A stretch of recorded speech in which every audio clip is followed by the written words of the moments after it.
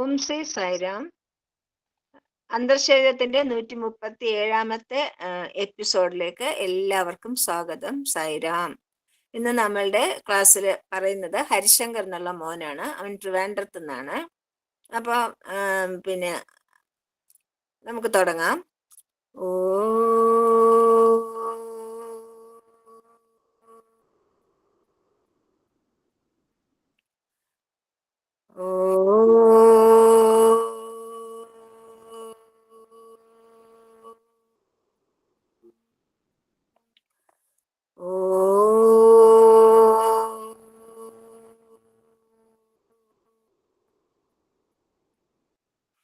ഓം സായീശ്വരായ വിദ്മഹേ സത്യദേവായ ധീമഹി തന്നഃ സർവ പ്രചോദയാത്.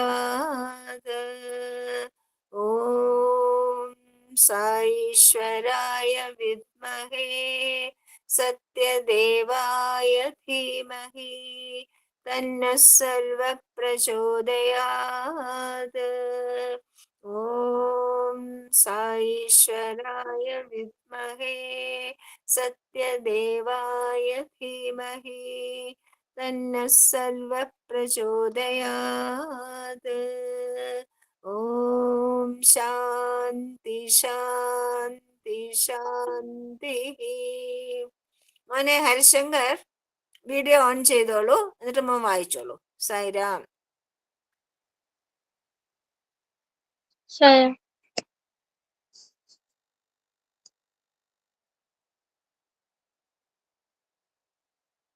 ഓം ശ്രീ സായിരാം.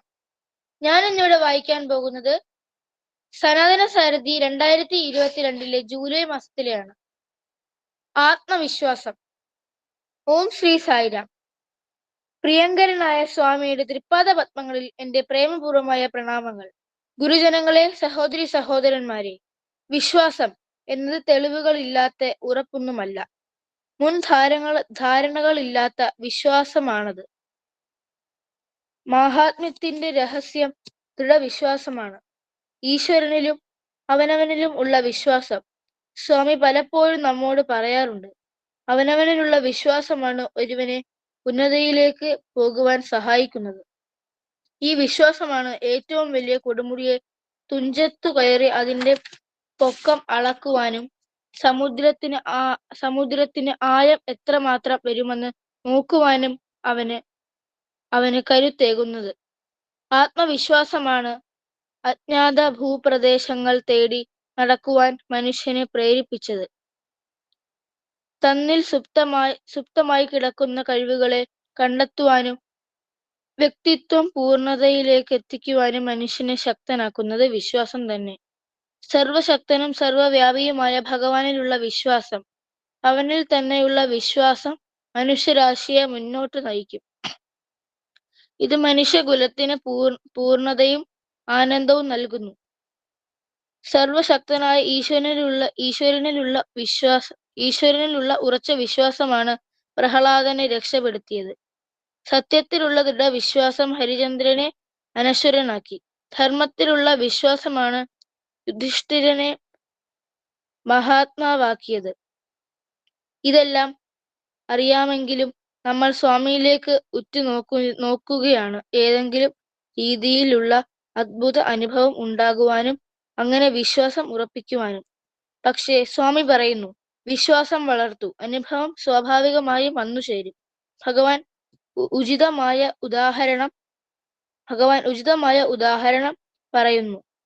നീന്തൽ പഠിക്കുവാൻ ആഗ്രഹിക്കുന്നയാൾ ജലത്തിൽ ഇറങ്ങുക തന്നെ വേണം. അതുപോലെ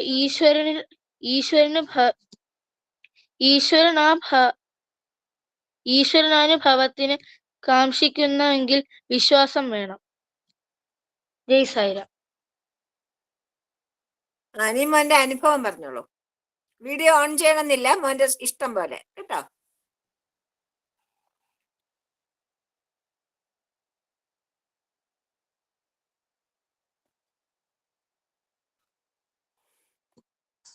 ഓം ശ്രീ സായിരാം. എന്റെ എല്ലാമായ സ്വാമിയുടെ പാതാരബന്ധങ്ങളിൽ ശതകോടി പ്രണാമങ്ങൾ അർപ്പിക്കുന്നു. ഇന്നിവിടെ എനിക്ക് അനുഭവങ്ങൾ പങ്കുവെക്കാൻ അവസരം നൽകിയ വത്സരാമയ്ക്ക് 1000 നന്ദി. ഭഗവാന്റെ അപാര കൃപയാൽ ഞാനൊരു സായി കുടുംബത്തിലാണ് ജനിച്ചത്. ഞാനൊരു 7ാം ക്ലാസ് വിദ്യാർത്ഥിയാണ്. എനിക്ക് 2 വയസ്സുള്ളപ്പോൾ തന്നെ ചേച്ചിക്കൊപ്പം ബാലവികാസ് ക്ലാസ്സിൽ പോകുമായിരുന്നു. ബാലവികാസിൽ പോകുവാനും ഭജനകൾ കേൾക്കുവാനും എനിക്ക് ഇഷ്ടമാണ്. അമ്മയ്ക്കൊപ്പം ഇരുന്ന് അർച്ചന ചെയ്യുവാനും ഞാൻ താല്പര്യം കാണിച്ചിരുന്നു. തിരുവല്ല ബാലവികാസിലായിരുന്നു ഞാൻ ആദ്യം. പിന്നീട് തിരുവനന്തപുരത്തായിരുന്നു ബാലവികാസ് പഠനം. 1ാം ക്ലാസ്സിൽ പഠിക്കുന്ന സമയത്ത് എനിക്ക് ആദ്യമായി സ്വാമിയുടെ സന്നിധിയിൽ കൃഷ്ണായനം എന്ന ഒരു നൃത്ത നാടകം അവതരിപ്പിക്കാൻ അവസരം ലഭിച്ചത്. അതിൽ ഞാൻ ബലരാമന്റെ വേഷമിടുകയും ചെയ്തു. പിന്നീടുള്ള എല്ലാ വർഷങ്ങളിലും അവതരിപ്പിക്കാൻ സ്വാമി അവസരം നൽകിയിരുന്നു. 5ാം ക്ലാസ് മുതൽ വേദപഠനം തുടങ്ങി. പുട്ടപർത്തിയിൽ വേദം ജപിക്കാൻ അവസരം ലഭിച്ചു. വേദപഠനവും ബാലവികാസവും എന്റെ വ്യക്തിത്വത്തെ വളരെയധികം സ്വാധീനിച്ചു. ജീവിതത്തിൽ കൃത്യനിഷ്ഠയും സാധനയുടെയും പ്രാധാന്യം മനസ്സിലായി. നിരന്തര സാധന, വേദജപം എന്നിവ ജീവിതത്തിന്റെ ഭാഗമായി.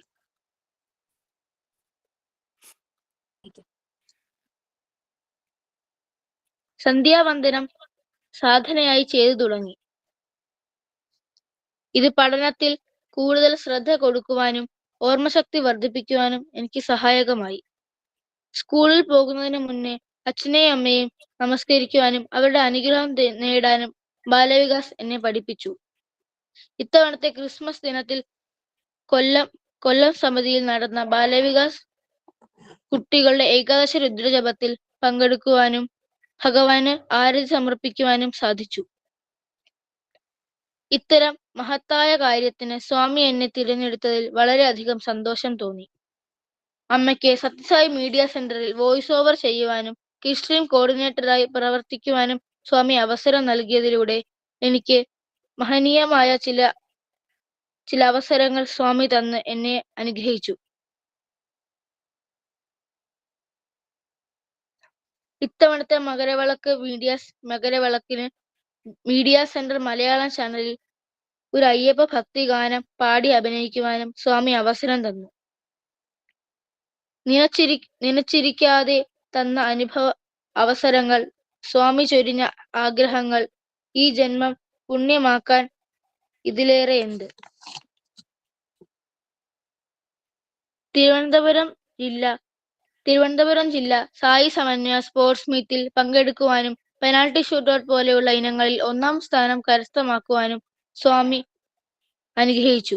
സ്വാമിയുടെ സ്കൂളിലും കോളേജിലും ഒക്കെ പഠിക്കണമെന്നതാണ് എന്റെ ആഗ്രഹം. എന്റെ മുൻജന്മ സുകൃതത്താലാണ് ഇങ്ങനെയൊക്കെയുള്ള അവസരങ്ങൾ ലഭിച്ചത്. പിന്നെ എന്റെ അച്ഛന്റെയും അമ്മയുടെയും പ്രാർത്ഥന, അവരുടെ സേവന മനോഭാവം ഇവയൊക്കെ എന്നിൽ അനുഗ്രഹം വർഷിച്ചു.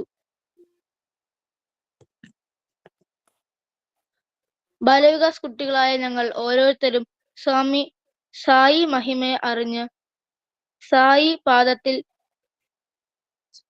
പാദത്തിൽ അടിയുറച്ച് വിശ്വസിച്ച് മുന്നോട്ടു പോയാൽ സായീശ്വരി എന്നും എല്ലാ കാലവും വഴികാട്ടിയായി ജീവിതത്തിൽ ഉണ്ടാകും. ഞാൻ പറഞ്ഞ ഓരോ വാക്കും സ്വാമിയുടെ പാദത്തിൽ സമർപ്പിക്കുന്നു. ജയ് സായിരാം. മാഷേ, നമുക്ക് ഈ ഹരിശങ്കറിന്റെ ചേച്ചി ഒന്ന് വിളിക്കാം. സമയമുണ്ടല്ലോ. ഷിരിഡി കേട്ടോ, സമയമുണ്ടല്ലോ. ഷിരിഡിയോടും കൂടെ എന്തെങ്കിലും പറയാൻ. ഷിരിഡി 9:10 ആയിട്ടുള്ളൂ. അതെ, അപ്പൊ ഷിരിഡി മോളെ, ഷിരിഡി കം ടു വീഡിയോയിൽ വരൂ. ഇവൻ കൊച്ചുകുട്ടിയാണ്, ഇത്രയും നന്നായിട്ട് പറഞ്ഞത് തന്നെ അത്ഭുതം. മടിച്ചിരിക്കുകയായിരുന്നു. ഷിരിഡി മോളുടെ ബാലവികാസ് അനുഭവങ്ങൾ ഇന്നലെ പറയാൻ പറ്റിയില്ലല്ലോ, പെട്ടെന്ന് നിർത്തേണ്ടി വന്നില്ലേ. അതുകൊണ്ട് ഇന്ന് അതൊക്കെ മോൾ പറഞ്ഞോളൂ, സമയമുണ്ട് ഇഷ്ടം പോലെ. ഓക്കെ, മോള് പറയൂ. എന്നിട്ട് അനിയൻ പാടിയിട്ട് മോളും കൂടെ ഒരു പാട്ടും പാടിക്കോളൂ. വീഡിയോ ഓൺ ചെയ്ത് വെച്ചോളൂ. വേണമെങ്കിൽ വീഡിയോ ഓൺ ചെയ്തോളൂ, ഇഷ്ടം പോലെ.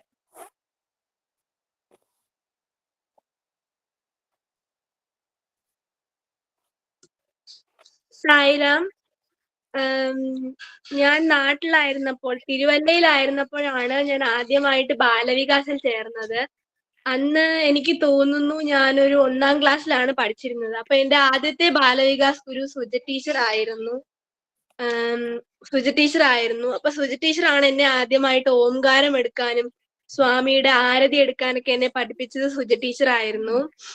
അത് കഴിഞ്ഞ് ഞങ്ങൾ തിരുവനന്തപുരത്തേക്ക് വന്നു. അപ്പൊ തിരുവനന്തപുരത്തേക്ക് വന്നപ്പോ ആദ്യം കുറെ നാളുകളായിട്ട് ഞങ്ങൾക്ക് ബാലവികാസ് നമുക്ക് എങ്ങനെയാണ് ചേരേണ്ടതെന്നും എവിടെ ചേരണം എന്നൊന്നും അറിയില്ലായിരുന്നു. അങ്ങനെ കുറെ ഒരു സമയം ഞങ്ങൾ ബാലവികാസിൽ ചേരാതെയും സമിതിയിൽ പോവാണ്ടൊക്കെ ഇരുന്നു. അങ്ങനെ എനിക്ക് എന്റെ അനിയനും സ്വാമി തന്ന ഒരു ഗുരുവാണ് അംബിക ആന്റി. എനിക്ക് അംബിക ആന്റിയെ ഭയങ്കര ഇഷ്ടമായിരുന്നു. കാരണം ആന്റി ഞങ്ങളെ ഭയങ്കര സ്വന്തം മക്കളെ പോലെ ഞങ്ങളെ എല്ലാം പഠിപ്പിക്കുകയൊക്കെ ചെയ്യായിരുന്നു. പക്ഷെ എന്തോ ഒരു നിർഭാഗ്യം കൊണ്ട് ആന്റി മരിച്ചു പോവായിരുന്നു. അത് കഴിഞ്ഞപ്പോഴത്തേക്കും കൊറോണ സമയമായി. അപ്പൊ ഞങ്ങക്ക് ബാലവികാസ് ഇല്ല, സമിതിയിൽ പോകുന്നില്ല. അങ്ങനെ ഇരുന്നപ്പോഴാണ് എനിക്ക് തിരുവനന്തപുരത്ത് തന്നെയുള്ള ആന്റിയമ്മ, ഞാൻ ആന്റിയമ്മ എന്നാണ് വിളിക്കുന്നത്, ഞങ്ങൾ എല്ലാരും ആന്റിയമ്മ എന്നാണ് വിളിക്കുന്നത്. അപ്പൊ ആന്റിയമ്മ ഞങ്ങളെ ഓൺലൈനിലൂടെ പഠിപ്പിക്കുകയായിരുന്നു. ആന്റിയമ്മയുടെ അനിയത്തി ബിന്ദു അമ്മയായിരുന്നു ഞങ്ങളെ ഓൺലൈനിൽ പഠിപ്പിച്ചുകൊണ്ടിരുന്നത്.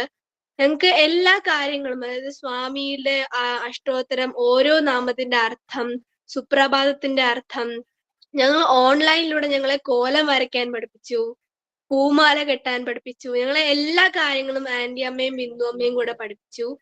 അങ്ങനെ കൊറോണ കാലം എല്ലാം കഴിഞ്ഞപ്പോഴത്തേക്കും ഞങ്ങൾ ശാരദ ആന്റിയുടെ ബാലവികാസ് കുട്ടികളായി. ശാരദ ആന്റി ഞങ്ങളെ ഇതുപോലെ തന്നെയാ പഠിപ്പിച്ചത്. ഞങ്ങൾക്ക് എല്ലാവിധ സ്നേഹവും സപ്പോർട്ടൊക്കെ തന്ന് ഞങ്ങളെ പഠിപ്പിച്ചത്. അങ്ങനെ ഞാൻ കഴിഞ്ഞ വർഷം ഗ്രൂപ്പ് 2 എക്സാം എഴുതി. എനിക്ക് 100-ൽ 95 മാർക്ക് ഉണ്ടായിരുന്നു. അങ്ങനെ ഞാൻ ഗ്രൂപ്പ് 2 എഴുതി. ഇനി ഞാൻ ഗ്രൂപ്പ് 3 എഴുതാനായിട്ട് നിൽക്കുവാണ്. ഞാൻ ബാലവികാസിൽ വന്ന ശേഷം എനിക്ക് ഒത്തിരി മാറ്റങ്ങൾ ഉണ്ടായിട്ടുണ്ട്. അതെന്റെ സ്വഭാവത്തിലും എനിക്കും എന്റെ അനിയനും ഒത്തിരി മാറ്റങ്ങൾ ഉണ്ടായിട്ടുണ്ട്. അപ്പം ഇനിയും ഒത്തിരി മാറ്റങ്ങൾ ഉണ്ടാവണം എന്ന് സ്വാമിയോട് പ്രാർത്ഥിക്കുന്നു. പിന്നെ ഞങ്ങള് ബാലവികാസിനെ പറ്റി പറയുമ്പം പറയാതിരിക്കാൻ പറ്റാത്തൊരു കാര്യമാണ് വേദത്തിനെ കുറിച്ച്. നമ്മൾ സ്വാമിയെ വേദപുരുഷൻ എന്നാണ് പറയുന്നത്. ഞങ്ങൾ 2022 ആദ്യമായിട്ട് വേദം പഠിക്കുന്നത്. അതിനു മുമ്പ് പുട്ടപർത്തിയിൽ പോകുമ്പോഴൊക്കെ വേദം കേൾക്കാറുണ്ട്. സത്യം പറഞ്ഞാൽ വേദം കേൾക്കുമ്പോൾ ഒരു പ്രത്യേക ഒരു ഇതാണ്. എപ്പോഴും എനിക്ക് തോന്നിയിട്ടുണ്ട് വേദം പഠിക്കണം എന്നൊക്കെ തോന്നിയിട്ടുണ്ട്. പക്ഷെ നമുക്കങ്ങനെ എങ്ങനെ പഠിക്കണം എന്നൊന്നും അറിയില്ലായിരുന്നു. അങ്ങനെയാണ് നമുക്ക് എല്ലാവർക്കും അറിയാവുന്ന നമ്മുടെ മനോജ് സാറിന്റെ സ്റ്റുഡന്റ് ആണ് ഞാനും എന്റെ അനിയനും. അങ്ങനെ മനോജ് സാറിനെ പരിചയപ്പെട്ടു. സാർ ഞങ്ങളെ പഠിപ്പിച്ചു. ഞങ്ങൾ എല്ലാ ആഴ്ചയും സാറിന്റെ അടുത്ത് പോവും. സാർ ഞങ്ങളെ സന്ധ്യാവന്ദനം, ഗായത്രി ഉപാസന, പൂജകളെല്ലാം, തുളസി പൂജ, ഞങ്ങളെ പല പൂജകൾ സാർ പഠിപ്പിച്ചു. അങ്ങനെ സാറിന്റെ അടുത്തും ബാലവികാസിലും പോയി. അങ്ങനെ സ്വാമിയുടെ അനുഗ്രഹം കൊണ്ട് 2024 ഡിസംബർ ക്രിസ്മസിന്റെ അന്ന് ഞങ്ങൾക്ക് കൊല്ലത്ത് ബാലവികാസ് ഏകാദശ രുദ്രജപം ഉണ്ടായിരുന്നു. ആ രുദ്രജപത്തിൽ എനിക്കും പൂജ ചെയ്യാനുള്ള ഒരു അവസരം സ്വാമി തന്നു. രുദ്രം ജപിക്കാനുള്ള അവസരം എനിക്കും എന്റെ അനിയനും സ്വാമി തന്നു. അപ്പൊ ബാലവികാസിൽ പഠിച്ചത് കൊണ്ടുമൊക്കെ എന്റെ അനിയനും ഒത്തിരി മാറ്റങ്ങൾ ഉണ്ടായിട്ടുണ്ട്. സ്വാമിയുടെ ഒത്തിരി ഗ്രേസും ഞങ്ങൾക്ക് വന്നിട്ടുണ്ട്. അപ്പൊ ഇനിയും ശബ്ദം കുറഞ്ഞല്ലോ മോളെ, ശബ്ദം കുറഞ്ഞു.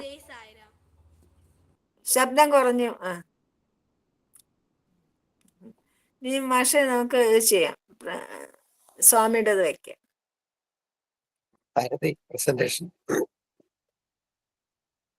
കുട്ടികളെ കൊണ്ട് ഭജന പാടിക്കാം. അവർ രണ്ടുപേരും നന്നായിട്ട് ഭജന പാടും. പ്രസന്റേഷൻ ചെയ്യും.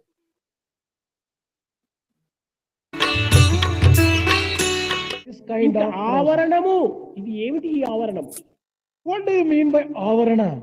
అద్దం పైన దట్టమైన బట్టలు కప్పినప్పుడు అందులో మనం ప్రతిబింబం కనిపిస్తుందా? When you cover the mirror with a thick cloth, can you get your reflection in the mirror at all? ఏమాత్రము కనిపించదు. Certainly not. Nothing. కనుకనే మనము చేత మన యొక్క స్వస్వరూపాన్ని మాలిన్యంగా చూస్తున్నాము. We are seeing our own real image. విక్షేపం చేత చంచలత్వంగా మనం విశ్వసిస్తున్నాము. On account of vikshepa, we suffer from unsteadiness. ఈ చంచలత్వం నా నేచర్ అనుకుంటున్నాము. We consider unsteadiness as our very nature itself. నేను హ్యూమన్ బాడీని కనుక దీనికి తగినటువంటి సహజం అనుకుంటున్నాము, సమర్థించుకుంటున్నాము. We go on defending as a human being, all these are natural for us. కానీ ఆవరణం చేత నాకు స్వస్వరూపం లేదు, నా దేహమే నా స్వస్వరూపం అని విశ్వసిస్తున్నాము. On account of the impact of avarana, we feel that we do not have any other thing. ఇది కవర్ కావటము. ఈ అద్దమును దట్టమైన బట్టతో మూయబడిందంటే ఏ దట్టమైన బట్టం ఇది? If the mirror is covered by a thick cloth, what is that cloth? అది కామ, క్రోధ, లోభ, మోహ, మదమాత్సర్యం అనేటువంటి ఈ అరిషడ్ వర్గం. That is the 6 enemies of man, starting from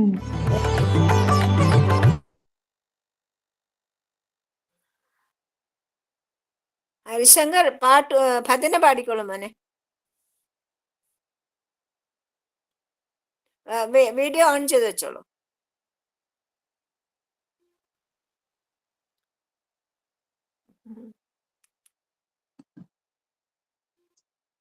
Murali Krishna Mukunda Krishna മോഹന കൃഷ്ണ കൃഷ്ണ കൃഷ്ണ. മുരളി കൃഷ്ണ മുകുന്ദ കൃഷ്ണ മോഹന കൃഷ്ണ കൃഷ്ണ കൃഷ്ണ. ഗോപി കൃഷ്ണ ഗോപാല കൃഷ്ണ ഗോവർദ്ധനധര കൃഷ്ണ കൃഷ്ണ. ഗോപി കൃഷ്ണ ഗോപാല കൃഷ്ണ ഗോവർദ്ധനധര കൃഷ്ണ കൃഷ്ണ. രാധാ കൃഷ്ണ ബാലകൃഷ്ണ രാസവിലോല കൃഷ്ണ കൃഷ്ണ. രാധാ കൃഷ്ണ ബാലകൃഷ്ണ രാസവിലോല കൃഷ്ണ കൃഷ്ണ. शिरडी कृष्ण पर्ति कृष्ण श्री सत्य साई कृष्ण कृष्ण. शिरडी कृष्ण पर्ति कृष्ण श्री सत्य साई कृष्ण कृष्ण. मुरली कृष्ण मुकुंद कृष्ण मोहन कृष्ण कृष्ण कृष्ण. गोपी कृष्ण गोपाल कृष्ण गोवर्धनधर कृष्ण कृष्ण.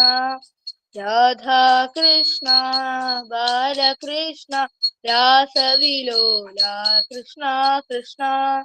शिरडी कृष्ण पर्ति कृष्ण श्री सत्य साई कृष्ण कृष्ण. शिरडी कृष्ण पर्ति कृष्ण श्री सत्य साई कृष्ण कृष्ण. मुरली कृष्ण मुकुंद कृष्ण मोहन कृष्ण कृष्ण कृष्ण. സായിരാം. ഷിരിഡി, നീ ഷിരിഡി ഒരു പാട്ട് പാടിക്കോളൂ മോളെ.